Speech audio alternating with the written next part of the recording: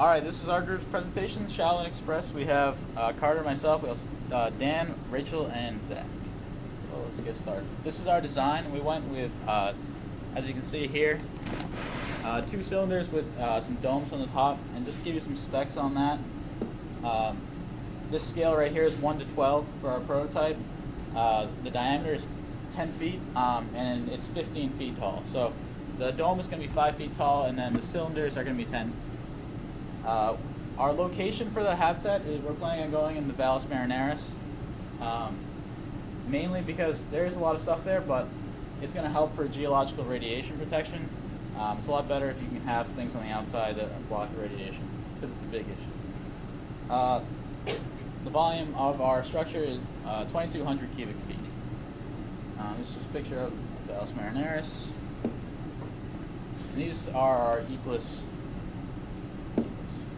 Alright, so I covered air, and what I'm going for in this is a system of dynamic atmospheres. I have a picture here of the biosphere too, because it's a little bit similar in a sense. But we're going to have two structures, and at one time, all the astronauts are going to be in one structure.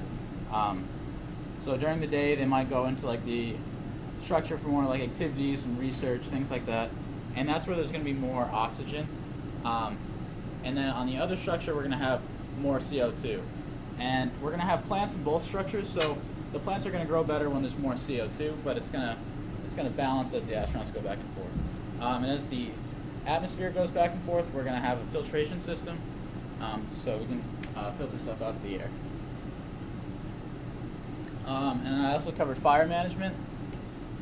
It works well with the dynamic atmospheres because if there happens to be a fire where the astronauts are, they can quickly leave, and then we can just send all of the CO2 into where the fire is and quickly get rid of the fire and cut the O2.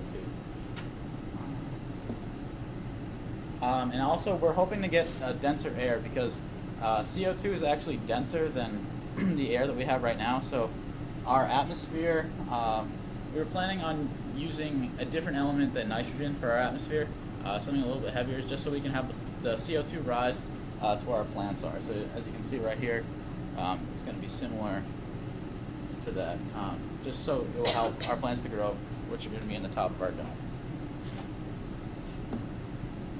So I covered the food section of our habitat. We wanted to focus on high-yielding crops that would grow in a shorter period, and we came upon cucumbers because they're rich in nutrients, and they're also a hanging plant, so they're easily able to be draped over the dome area of our habitat here. So that allows them to be out of the way, which gives us more like room space. And also, hopefully, with our dynamic atmosphere, we'll have the CO2 rise to the top of the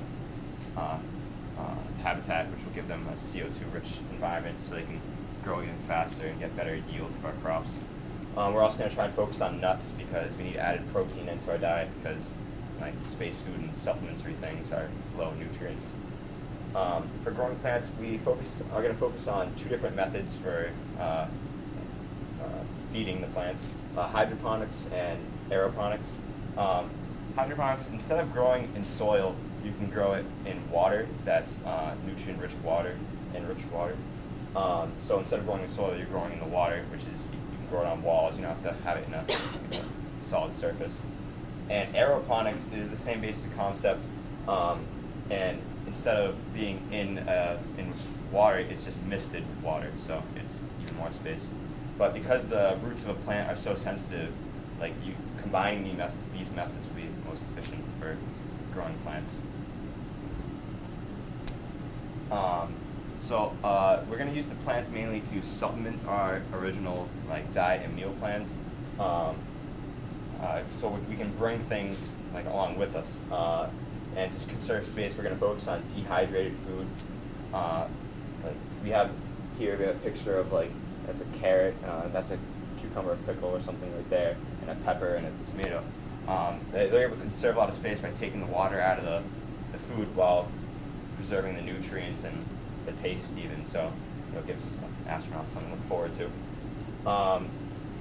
We looked into more dehydrated meals. On a website we found that an average weight of a year's supply of dehydrated meals is only 120 pounds. So, and here's some pictures of, they're kind of gross, they're like pills kind of, but yeah. So that's actually not that heavy compared to some other things. So for dehydrated food, the main issue is protein. So once again, we're gonna have to focus on nuts, beans, and other meats to try and supplement that. So yeah. I did the health side of our project. There are a lot of effects of microgravity on the human body, such as cardiovascular system deconditioning, muscular atrophy, and loss of bone density. The reason for this is because there's less gravity in space and on Mars, so that weakens your bones. Some facts are that on the Mars mission, it's said to lead to over 50% of bone loss and can even lead to kidney stones. And this is on average 1.6 bone loss per month. Why is muscle atrophy a problem? Well, this is reduced protein synthesis in your muscles, which leads to weaker muscles, and this means you're more prone to more injuries. How to fix these problems? You have good nutrition, have to calcium and vitamin D, as well as medicines, exercise, and artificial gravity. Artificial gravity is pretty much you put your body on a platform and you spin it around in circles to create centrifugal force. This mimics Earth's gravity, and they're even making new machines for the future, such as the intermittent short radius centrifuge. We can also bring medicines with us, such as Actonel, which is 95% effective, and Fosamax, which is especially good for the spine and the hips. Not all medicines can stop bone loss, but they can help slow it down. For exercise, we're gonna have bungee cords up against the walls to lift weights, as well as resistance bands, bicycle machines, and we're gonna have a pull-down treadmill from the wall that you can strap yourself in. We also looked up, there's vibration methods, so we're gonna have a vibration machine because research says that bones that are slightly shaken leads to help prevent bone loss. With disease and illnesses, well, astronauts are bound to get sick at some point, so we're going to have anti-nausea patches inside spacesuits.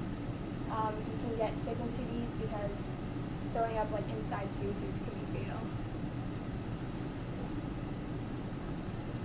Alright, so as a group, we all covered waste. Since there are only 4 of us, we chose 4 different topics.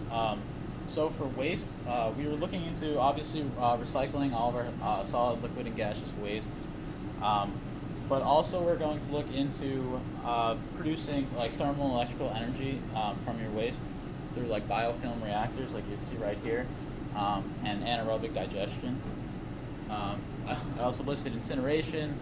You can produce heat by lighting your waste on fire. So it's not great for the atmosphere, but if need be, you can use that for your waste. But definitely want to recycle. You can get about 97% back from urine, and you can also get it back from other waste like water vapor and humidity. So recycling is key.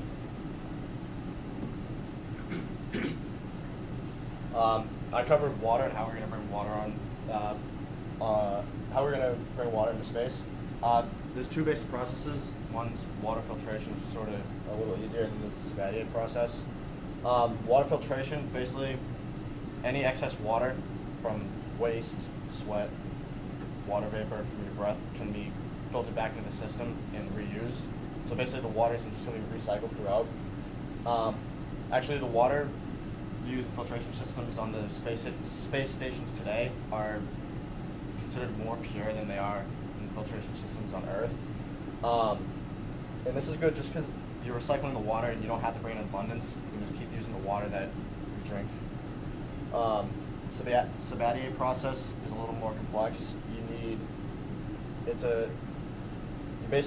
You're combining carbon dioxide and hydrogen to create water and waste. but carbon dioxide is easy to get because cellular respiration and it's in the atmosphere. But you have to bring hydrogen on board to complete this process. You also need a nickel catalyst and high temperatures. So it's a little harder to create this, but it is possible.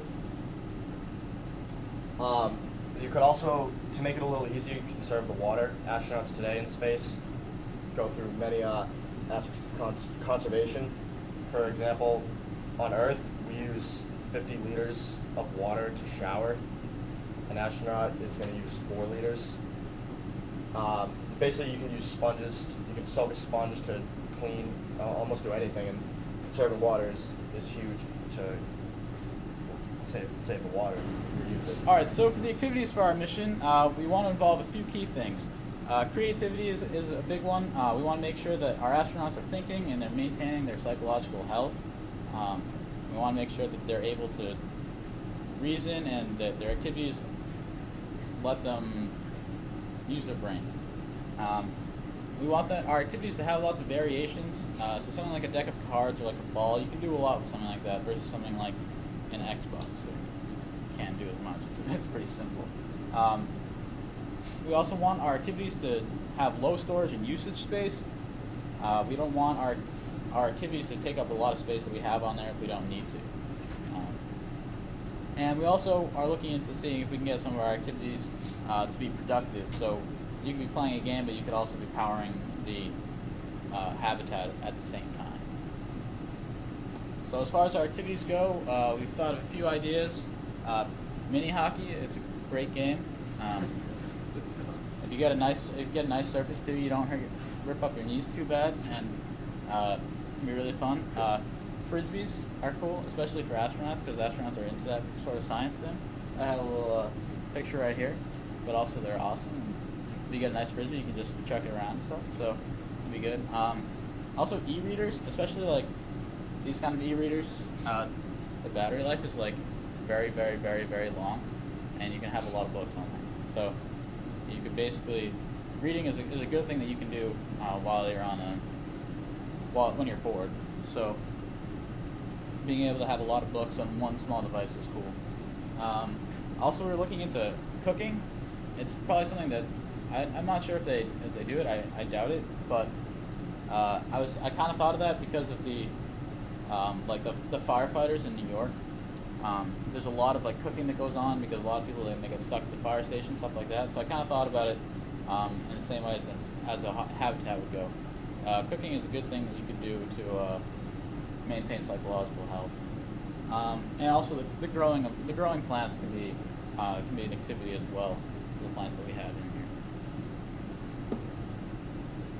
here. Our experiment for when we go up to Mars is similar to a project they're working on right now in Saudi Arabia in the desert.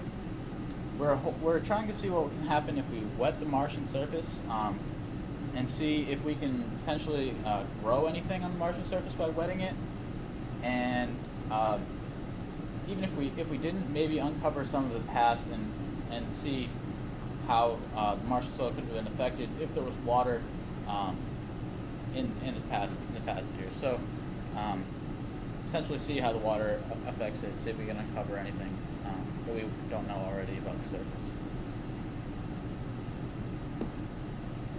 Any questions?